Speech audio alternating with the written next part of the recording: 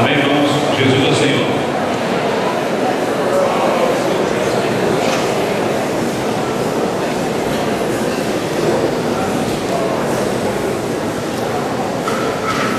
Um dos pontos que o Senhor está trabalhando desde a conferência de jovens para cá, e ontem foi falado isso, e hoje o Paulo também trabalhou mais uma vez, é a questão da identidade, que é exatamente o que ele apresentou.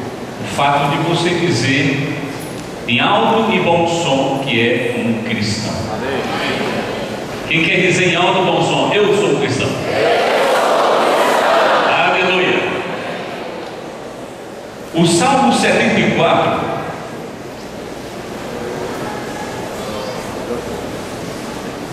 o Salmo 74 traz alguns versículos importantes.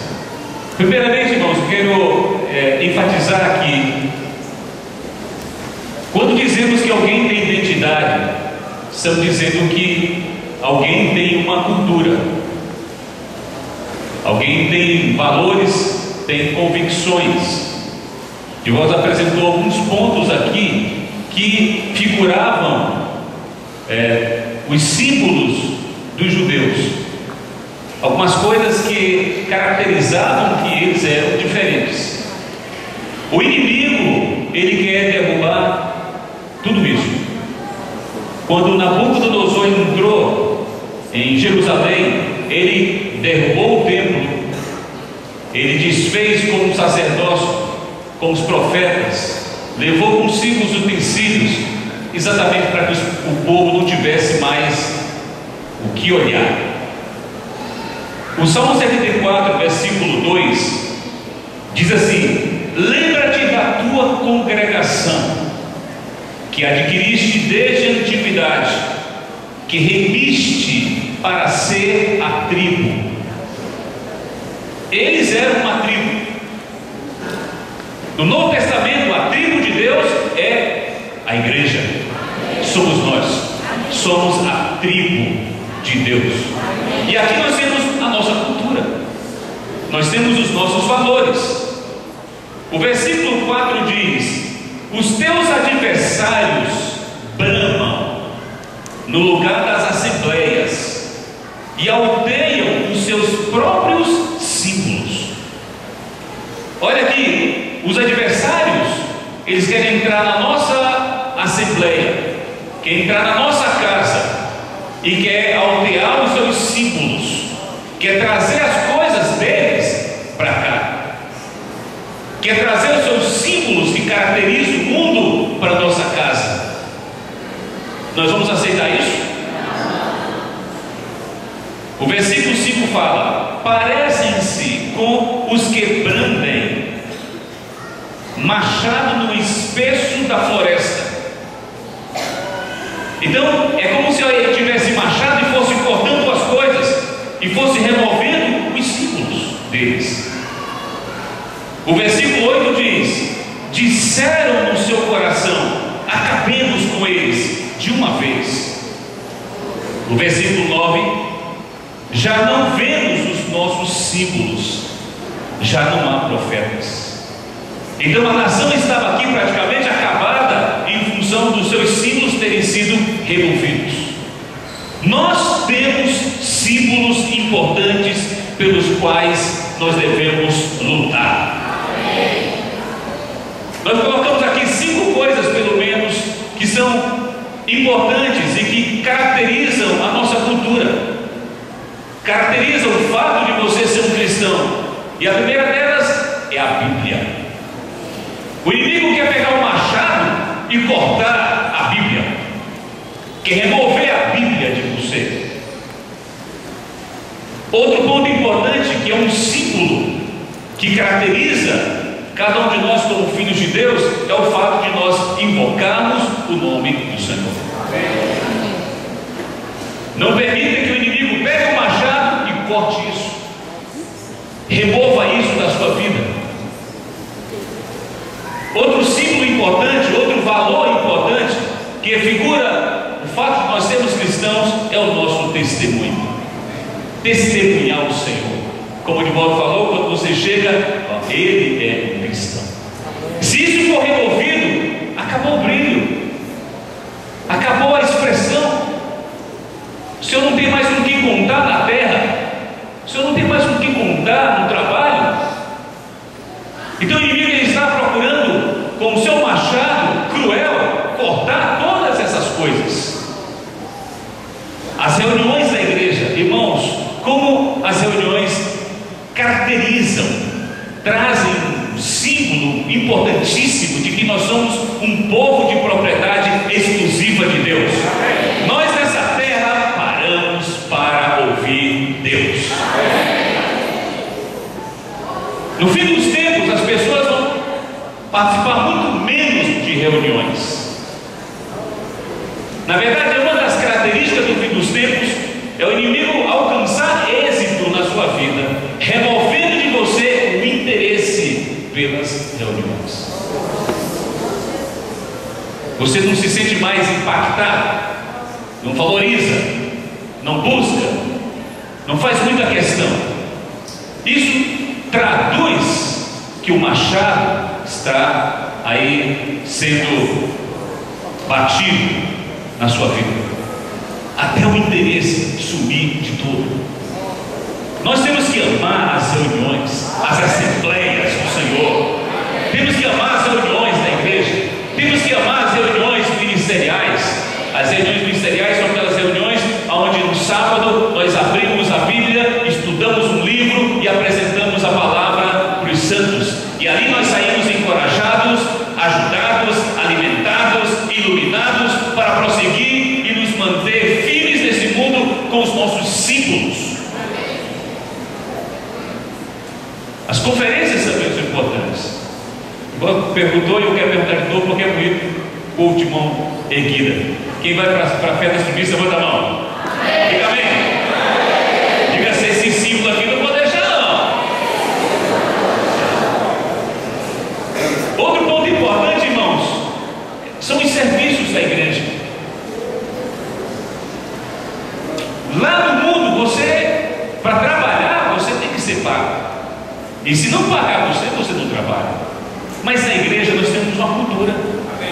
Na igreja o Senhor colocou esse valor no nosso coração, de a gente tirar parte do nosso tempo e pegar uma vassoura para limpar o local de reuniões, de cuidar das crianças dos nossos amados irmãos,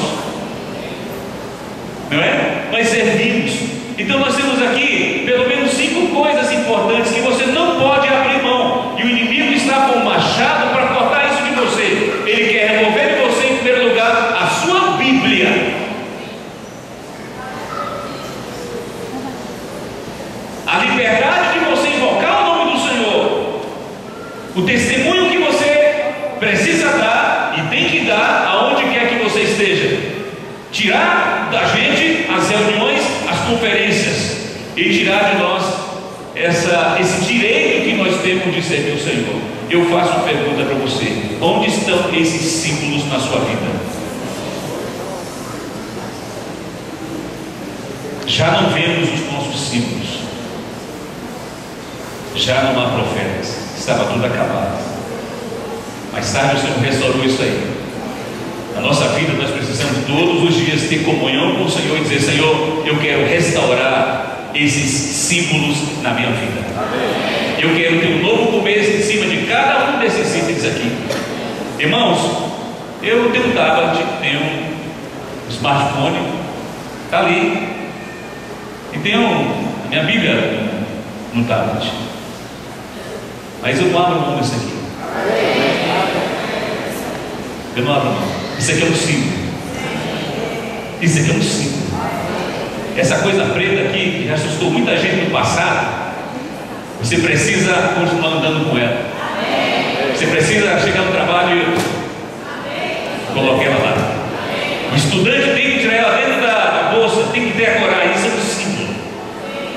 É aparentemente estranho, mas é muito seguro para a sua vida.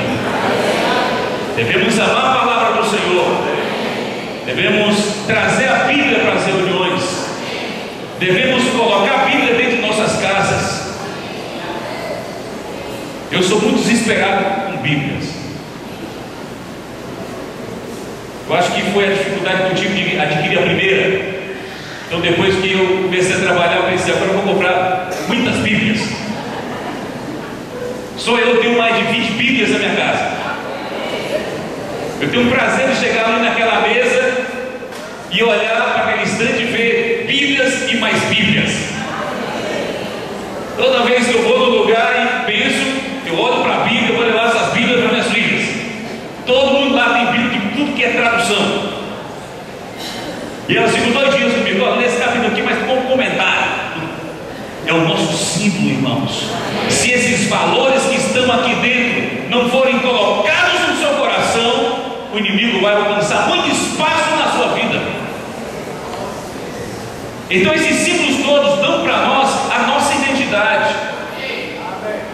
E nesse trajeto que nós estamos fazendo hoje, lido pelo César ontem e pelo Divaldo hoje, de que a nossa transferência de onde nós estamos até o reino do Senhor, não sabemos quanto tempo é essa caminhada, mas nessa caminhada o inimigo ele trabalha. Não pense que o inimigo ele fica vendo a sua movimentação e fica batendo palmas. Não, ele tem estratégia. Assim como Deus tem um projeto na nossa vida, o inimigo também tem um projeto na nossa vida. Ele morre de raiva da gente. Ele morre de ciúmes. Ele vai fazer de tudo para destruir sua vida, para destruir a vida da sua família. Ele vai fazer de tudo para destruir seus valores, seus símbolos, os seus princípios. Ele vai fazer de tudo para remover do seu coração o seu amor por Cristo. Ele vai fazer de tudo para colocar uma geladeira, gelo, muito gelo dentro do seu coração. Ele vai acompanhar-nos nessa caminhada e não vai ficar quieto até nos tirar dela. Nós temos que ficar espertos, irmãos. E algumas coisas importantes ele trabalha, que hoje está se tornando algo do passado, que é exatamente a concepção do pecado. Nem todo mundo hoje guarda essa concepção de maneira muito adequada, como deve ser. O pecado é um dos elementos que o inimigo utiliza para te remover dessa corrida. Tem muitos irmãos que pensam que estão na corrida, mas estão no canto por causa do pecado, e nem sabem mais que estão fora da corrida. Se alguém pergunta, o que você está fazendo? Está correndo. Está correndo mesmo? Onde estão os teus símbolos? Onde está a sua identidade? Me mostra aqui a sua RG espiritual. Irmãos, nós temos que entender que o inimigo ele põe o pecado na nossa frente e nos faz praticar o pecado exatamente para nos remover dessa carreira. Nós temos que dizer, misericórdia, Senhor, me reveste de autoridade, me reveste da tua armadura, eu quero avançar. Vocês compreendem isso, irmãos? A necessidade que você tem de se revestir da armadura de Deus para você se colocar firme nessa corrida, firme nessa batalha. A outra coisa importante, um pecado que nós cometemos, ele não é alguma coisa que nós fazemos e não tem nenhum tipo de efeito. Todo tipo de pecado, e pecado é qualquer coisa que você faça contrária ao que a Bíblia diz. Se você faz algo contrário ao que a Bíblia está dizendo, ou que o seu sentimento interior, que é a unção do Espírito dentro de você, se você faz algo diferente disso, isso é pecado. E não precisa ser grande, basta que ele seja até mesmo pequeno para ele causar problemas na sua vida. E assim nós não compreendemos, porque muitas vezes estamos apáticos, estamos frios, desinteressados. Nós temos que ficar de olho nisso. Não existe pecado sem consequência. A primeira consequência do pecado na nossa vida espiritual está registrada em Efésios capítulo 4. Essa é a primeira. Vem antes de tudo. Capítulo 4, versículo 30 diz: e não entristeçais o Espírito de Deus, no qual fostes selados para o dia da redenção. Olha aqui, irmãos, o que aqui está falando? Não entristeçais, não decepcione, não magoe o Espírito, não ofenda o Espírito Santo que está dentro de você. Essa palavra aqui, entristecer, se você amplia essa palavra, ela também cabe preocupação. Não preocupe o Espírito Santo. Às vezes você anda com pessoas, fala determinadas coisas, isso traz uma preocupação para o Espírito. Ele fica, é como a gente pai em relação ao filho, ele fica preocupado com o que o filho está fazendo. O Espírito Santo também fica preocupado. Ele se sente, ele se ressente, ele se sente ofendido, magoado. Irmãos, o pecado produz entristecimento ao Espírito Santo. Nós devemos saber como nós estamos conduzindo nossa vida. E a ideia de pecado que a televisão quer remover da nossa vida, por meio dessa diversidade, dessa forma tão variada, que nós podemos nos conduzir, podemos opinar, podemos dizer isso, dizer aquilo. Essa é a minha opinião, você tem a sua opinião, e todo mundo tem o seu direito de viver a vida da maneira como entende. Essa concepção, ela é maligna. A Bíblia apresenta um padrão de conduta que os filhos de Deus devem adotar, porque isso figura um símbolo forte para a sua manutenção nesse mundo. O Senhor nunca vai aceitar, irmãos, o mundo pode mudar, mas Deus ele não muda. O mundo pode mudar, mas os valores do Senhor não mudam. O mundo pode mudar, mas a Bíblia não muda. E o mais incrível, que a Bíblia ainda permanece nova, porque a Bíblia é a única e a última luz nesse mundo de trevas. Na hora que a Bíblia for silenciada, e na hora que a Bíblia for removida das nossas mãos e do nosso coração, já não haverá a menor possibilidade de acontecer alguma coisa positiva nessa terra. Não há mais caminho. Esses pontos aqui são muito importantes. O que fazer? A minha comunhão aqui com os irmãos está no sentido de apresentar para os santos o nosso dia a dia, como as coisas acontecem no nosso dia a dia. E nós precisamos então resolver essas questões do pecado e do fato de nós entristecermos o Espírito. Será que nós poderíamos fazer uma pergunta interiormente ao Senhor: Senhor, eu estou te entristecendo, eu estou te preocupando, eu estou te magoando, eu tenho trazido problemas para ti, eu estou trazendo problemas para o teu testemunho. Senhor, me ilumina. Nós precisamos desse tipo de comunhão. E o Senhor então ele vai apresentar, irmãos, o que nós devemos fazer. Primeira coisa que ele vai dizer: você precisa confessar os seus pecados. Nossa vida na igreja, ela pode entrar tanto num automático que você não entende que uma das razões dela é iluminar você com relação aos pecados. Não é apenas o fato de estar nas reuniões recebendo a palavra, mas receber a palavra com o objetivo de que ela seja para nós uma luz que ilumine a nossa condição, a nossa maneira de ser, nossa maneira de viver, a maneira como nós estamos nos comportando, seja fora, seja dentro de casa, seja nas reuniões. Ela está interessada de nos iluminar. A palavra de Deus tem essa função, e ela vai dizer no final: isso que você está fazendo é pecado. Nós temos que nos sensibilizar novamente com relação a essa questão. Hoje é muito banal. Ora, irmãos, tem coisa mais terrível do que a morte. Ora, se a morte é a coisa mais temida e todo mundo não quer nem ver defunto, porque isso traz um mal-estar, não é simples você ficar olhando para aquilo ali, porque é contrário à vida. E hoje você tem uma série de episódios e de eventos diários na internet que banaliza a morte. Ora, você acha que o inimigo não vai banalizar o conceito de pecado? Se ele é capaz de fazer com que os jovens olhem no seu celular e fiquem trocando imagens de pessoas morrendo, pessoas sendo decapitadas, e você não se constranger mais, isso não doer mais em você, ele não vai remover em você a ideia de que se você não vem para a reunião, isso é pecado. Se você não lê a palavra, isso também é pecado. Que se você falar mal dos irmãos, isso também é pecado. Se você não oferta, isso também é um pecado. Ele está removendo tudo, irmãos.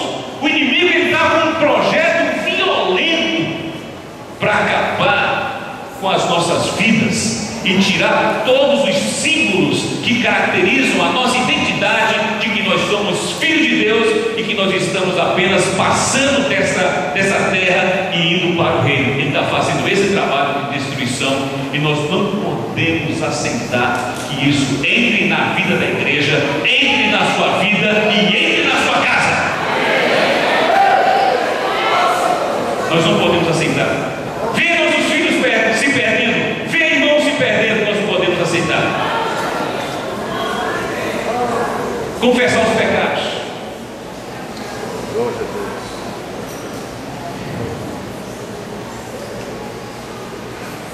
Alimentar-se da palavra é outra coisa. Você precisa ter fome. Quando você assim, tem dificuldade de saber se você está bem ou não, quando você vai no médico, geralmente o homem é muito, ele morre de medo do médico porque ele acha que está bem. Mas quando se faz o exame, mostra lá os exames, ó, você tem isso, ele se assusta. Os sintomas dizem como ele está, embora ele se ache forte, está bem. Então há muitos sintomas na nossa vida para dizer como nós estamos espiritualmente. Nós temos que checar na nossa vida, nossa frieza, nossa paixão pelas pessoas.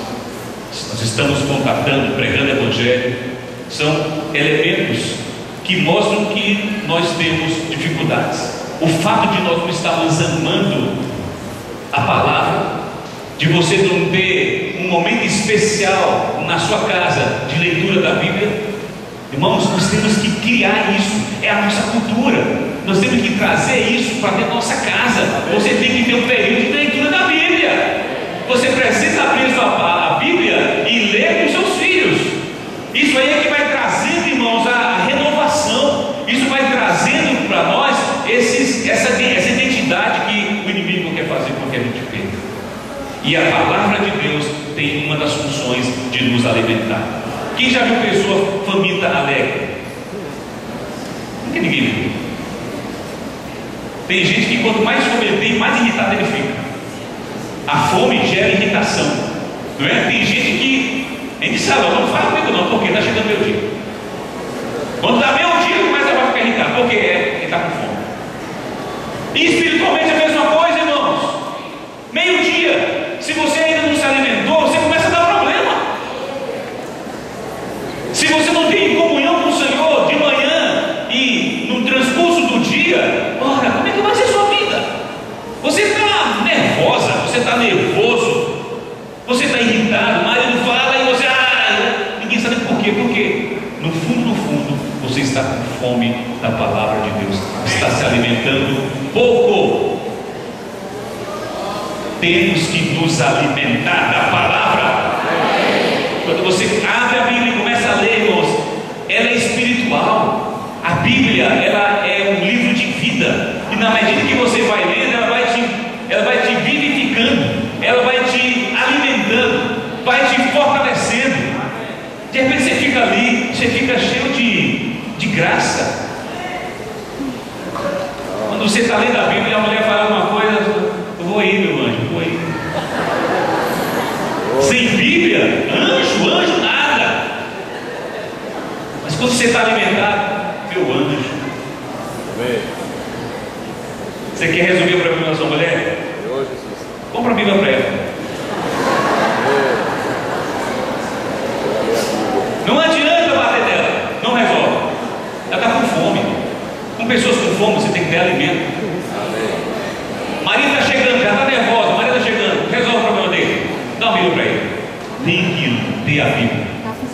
tem que ter a palavra de Deus.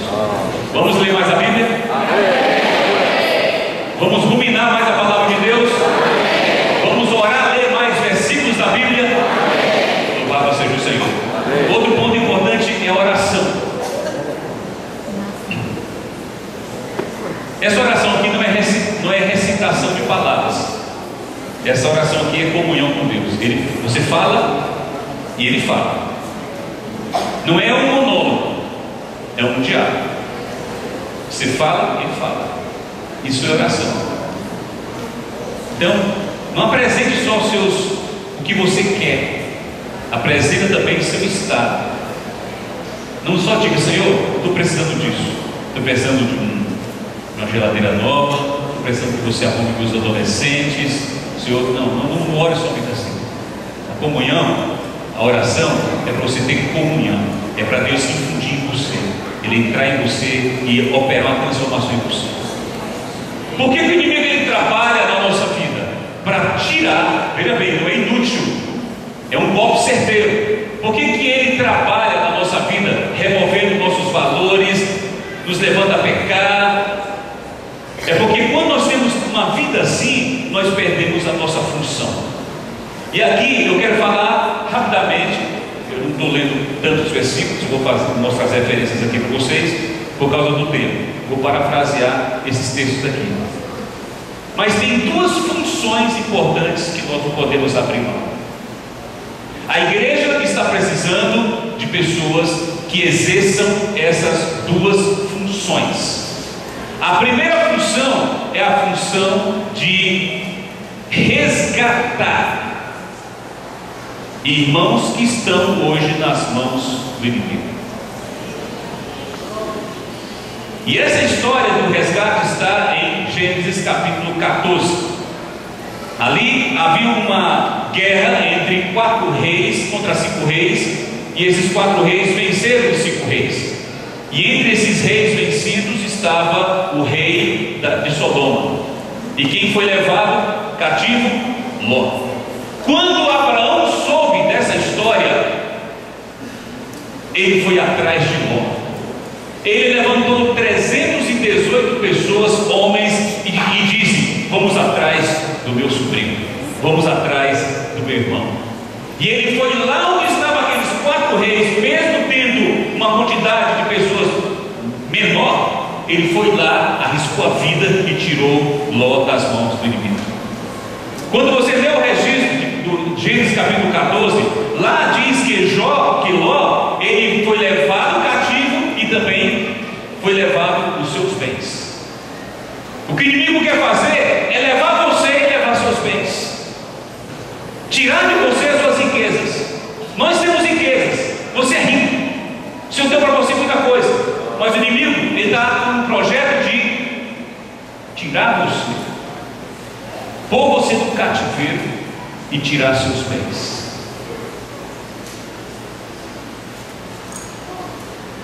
Abraão, ele arriscou a vida dele, foi lá, venceu aqueles 4 reis e trouxe Ló consigo. Há muitos irmãos que estão presos, estão cativos hoje. Precisamos ir buscar esses irmãos. Essa é uma função importantíssima que não pode ser esquecida na vida da igreja: o apacentamento, buscar as pessoas onde elas estão, tirá-las das mãos do inimigo, trazê-las de volta para casa e dar para elas novamente os bens perdidos. Há muitos irmãos com tantas riquezas e você olha para ele vive como miserável. É um irmão, mas vive como um miserável. Não tem alegria, não tem desfrute, só tem ansiedade no coração, só tem peso, anda lento, dificuldade. Você pensa que tal irmão está onde? Está lá no centro, cativo, envolvido com 4 reis que não deixam ele avançar. Irmãos, nós temos que ter discernimento espiritual, apurar o nosso discernimento espiritual e ir atrás dos irmãos que estão cativos. Era uma vergonha para Abraão ver o seu irmão, seu sobrinho, elementos do seu povo cativo. lado, irmão, de certo modo isso é responsabilidade nossa. Quando qualquer membro da família se perde, os pais choram, porque isso diz respeito à sua responsabilidade. Aqui do mesmo modo, se você sabe que tem irmão se perdendo, puxa para trás dele. Um dia eu passei um tempo sem me reunir, e foi mandado para minha casa, isso foi lá no princípio, 20 anos atrás. Foi mandado para minha embaixada. Acho que 4 irmãos foram lá, entre eles estava Alberto, estava o Will, estava o Wilson, irmãos que foram lá, bateram na porta. Quando abri, esses irmãos estavam lá para me resgatar daqueles reis que me prendiam e eu não estava nem sabendo. E ali eu fui resgatado, eu e minha família, e passamos normalizamos novamente a questão das reuniões. Tem irmãos que perdeu a normalidade de frequência nas reuniões. Devemos ir atrás deles com suavidade. Não veja que Abraão falou, eu falei para você, você cometeu 2 erros. O primeiro foi ter me deixado, o segundo foi ter seguido para Sodoma. Ló, ele era jovem, ele deixou a geração mais velha. Abraão não falou, por que você deixou a geração mais velha? Não, ele não falou isso. Ele foi simplesmente e resgatou. Simplesmente vá até lá e resgate. A segunda coisa importante, o Senhor precisa de pessoas para restaurar vidas. E aqui Lucas 10 fala sobre a história do bom samaritano, de um homem que estava em Jerusalém, estava descendo Jericó, e o inimigo chegou e bateu nele e roubou seus bens e deixou lá semi-morto. Tem irmão que chega na reunião, você tem que sacudir para saber se ele está vivo. Chegou semi-morto. Sabia, irmãos? O espírito está afetado. Nós temos que entrar com vida. O que o Senhor fez com aquele que estava semi-morto? Pegou, levou lá para a hospedaria. A igreja é esse lugar.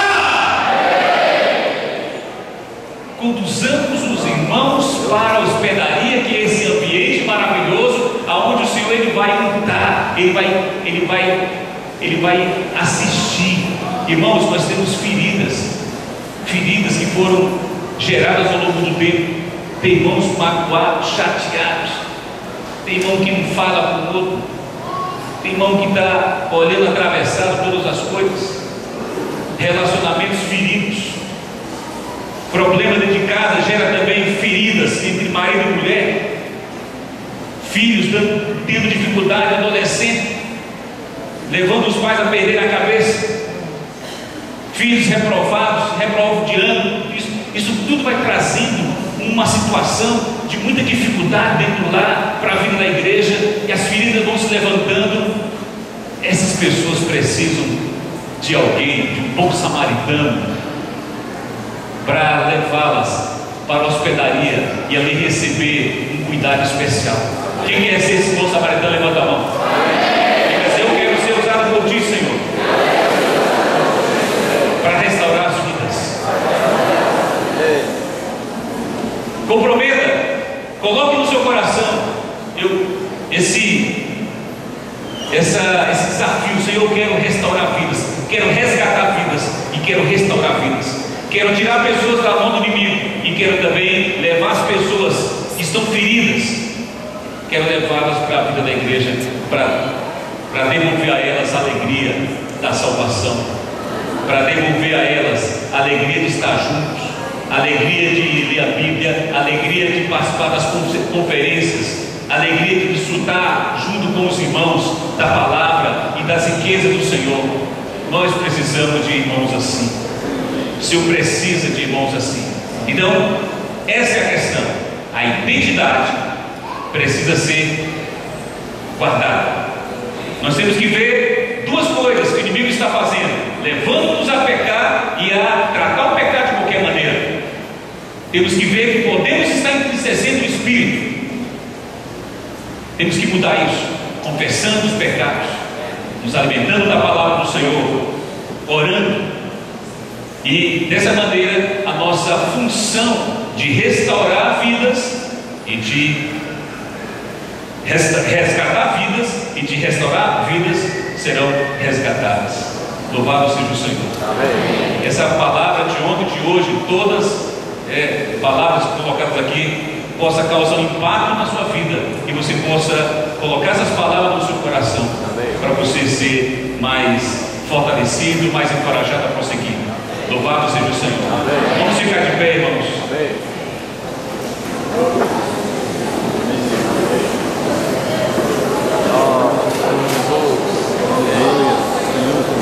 A palavra desde ontem até agora, a parte que mais lhe tocou, transforme essa palavra em sua oração agora. Faça oração